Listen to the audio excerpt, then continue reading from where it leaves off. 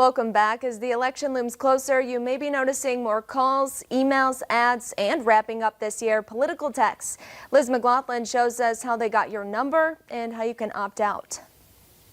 I did not create the rules for tonight. Just weeks before Election Day. He said he's going to repeal the Trump tax cuts. Mr. Vice President, I'm speaking. The campaign is intensifying. This is a left-wing.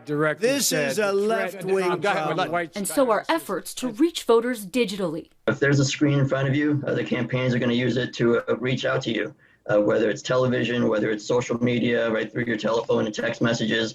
Texts are particularly potent because the average American checks their phone about 100 times per day.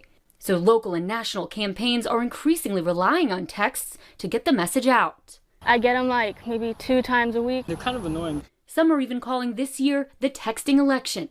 The Trump campaign alone said it will send out more than 1 billion text messages by Election Day.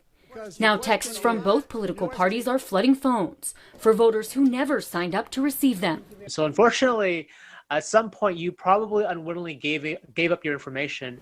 Whether it was for a survey, app, or retailer, often that data is sold to third parties, including campaigns that match it up with public voter information. And as long as there's a human on the other end, unsolicited texts are legal. But there is a way to opt out. It's actually fairly easy. If you get a text message that you don't want, you can just reply stop, and they are obligated to stop sending you messages going forward. But only from that particular number. You may still continue to get political texts from a different source. Liz McLaughlin, NBC News. Social media networks are also cracking down on campaigns spreading misinformation or whose messages could suppress votes. This week, Facebook announced it would ban political ads altogether after this election. And movie theaters continue to struggle because of the pandemic, and they just took another hit.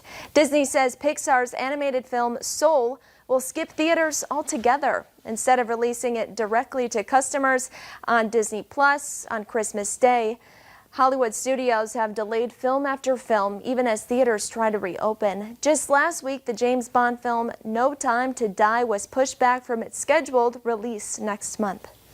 And Facebook pulled an ad for onions because it was too sexy. This ad for Walla Walla onion seeds produced for a seed company in Canada. Facebook flagged it for, quote, overtly sexualized positioning. The social network later apologized for the mistake, put the ad back up, and blamed automatic technology that's supposed to keep nudity off the site. The seed company says it had sold more Walla Walla onion seeds in the last 3 days than in the previous 5 years.